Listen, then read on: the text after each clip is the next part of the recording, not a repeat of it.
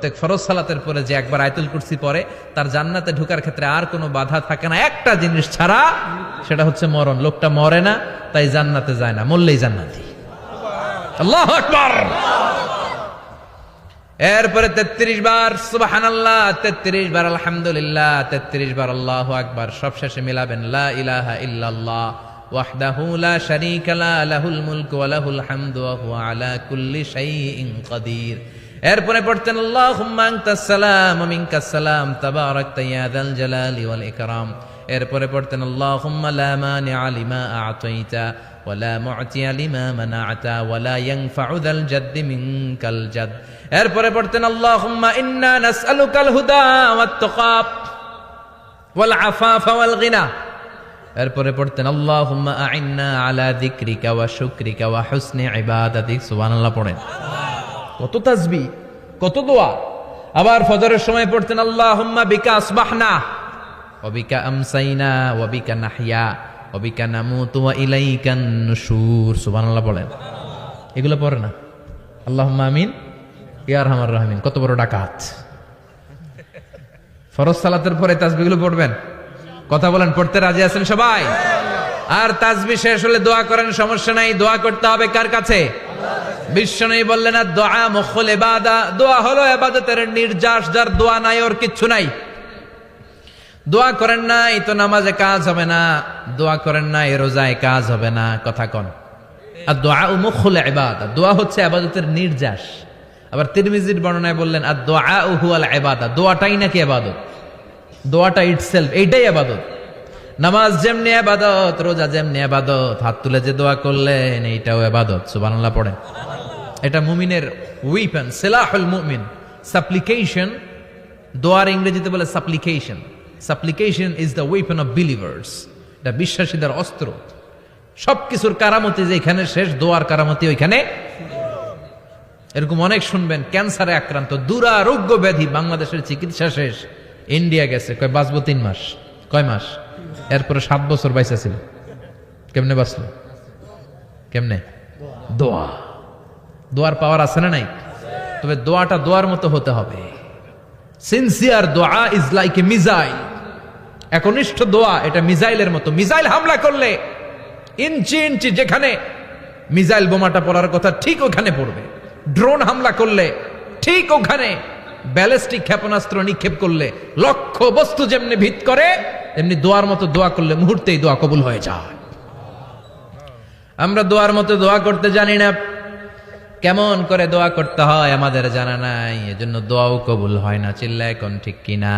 কিন্তু আল্লাহ ওয়াদা দিয়েছেন উজিবু দাওয়াতাদ দাঈ ইযা, আমার বান্দা দোয়া করলে আমি দোয়া কবুল করি। আমার বান্দা চাওয়া মাত্রই আমি কবুল করে নেই। সুবহানাল্লাহ পড়েন। যত দোয়া আপনি করেছেন সব কবুল, সব। অল অফ ইউর দোয়াজ আর অ্যাকসেপ্টেড। সব কবুল হয়েছে আল্লাহর কসম। অনেকে বলবে হুজুর এটা আবার কি কইলেন, এতক্ষণ তো ভালোই কইতেছিলেন। সব দোয়া আবার কবুল হয় কেমনে? আমি তো জীবনে কত কিছু চাইলাম, কত কিছুই তো পাই নাই। আছে না এরকম? অনেকে অনেক পেরেশান, আফসোস করে হুজুর চাইলাম আল্লাহ দিল না। 4টা মাইয়া, এবার কাবা ধইরা চাই আইছি পোলার কথা, এটাও হয়েছে মাইয়া। আছে না নাই? 5টা ছেলে হয়েছে, মেয়ের জন্য বুকটা হাহাকার। হজে যে আরাফাতের ময়দানে চেয়ে আসলাম, এইবারও হয়েছে আর একটা পোলা। আছে না নাই? কত কিছু চাইলাম, পাইলাম না হুজুর, দিল না আল্লাহ। বলে না আপনার সব দোয়া কবুল। তবে কবুল হওয়ার 3টা সিস্টেম আছে। কয়টা? চান্দোলার ভাইয়েরা মনে থাকবে? কয়টা? আপনি যত দোয়া করছেন সব কবুল। কারণ আল্লাহর কাছে কিছু চাইলে আল্লাহ ফিরায় দিতে জানে না। আল্লাহ জানেই না কেমনে ফিরায় দিতে হয়। সুবহানাল্লাহ কোন? চাওয়া মাত্রই আল্লাহ বলে অ্যাকসেপ্টেড, যা কবুল, দিব।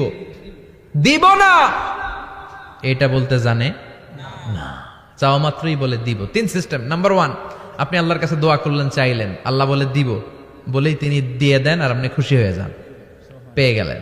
নাম্বার 2, আপনি আল্লাহর কাছে দোয়া করলেন, চাইলেন, তখনও আল্লাহ বলে দিব, তবে এখন না, সবুর, একটু পরে দিব। কখন দিলে আমার জন্য ভালো, আমার চেয়েও ভালো জানে কে? আল্লাহ। পরে দিবে। নাম্বার 3, চাইলেন, দোয়া করলেন, আল্লাহ তখনও বলে দেব, তবে এখনো না, পরেও না, কিয়ামতের দিন যেদিন বিপদে পড়বে ওই দিন দেব।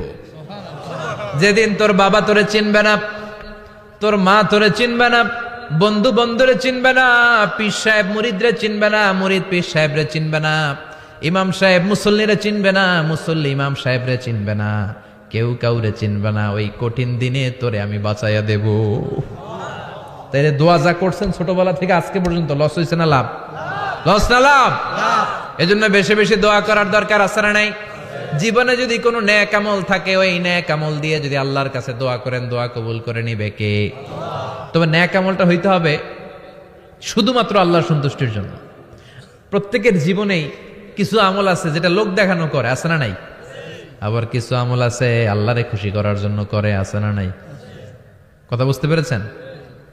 রাত্রিবেলা যাচ্ছেন, কেউ নাই, রাস্তায় হঠাৎ দেখলেন মসজিদ, পাশে লেখা বড় করে দান বাক্স, পকেট থেকে কচকচে 1000 টাকার নোটটা ওইখানে ঢেলে দিলেন দান বাক্সের ভিতর। কেউ দেখে নাই, দেখছে কে? আল্লাহ। এটা পৃথিবীর কাউরে দেখানোর জন্য দিছিলেন? এই দানটা আল্লাহর কাছে প্রিয়।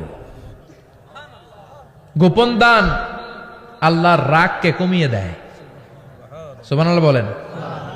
আল্লাকা সিররুন ইনদাল্লাহ বাইনাকা আনতা ওয়া বাইনাল্লাহ, আল্লাকা সাদাকাতুন তাখফা লা ইয়ালামুহা ইল্লাল্লাহ, আল্লাকা সিররুন ইনদাল্লাহ বাইনাকা আনতা ওয়া বাইনাল্লাহ, আল্লাকা সাদাকাতুন তাখফা লা ইয়ালামুহা ইল্লাল্লাহ। সুবহানাল্লাহ বলেন।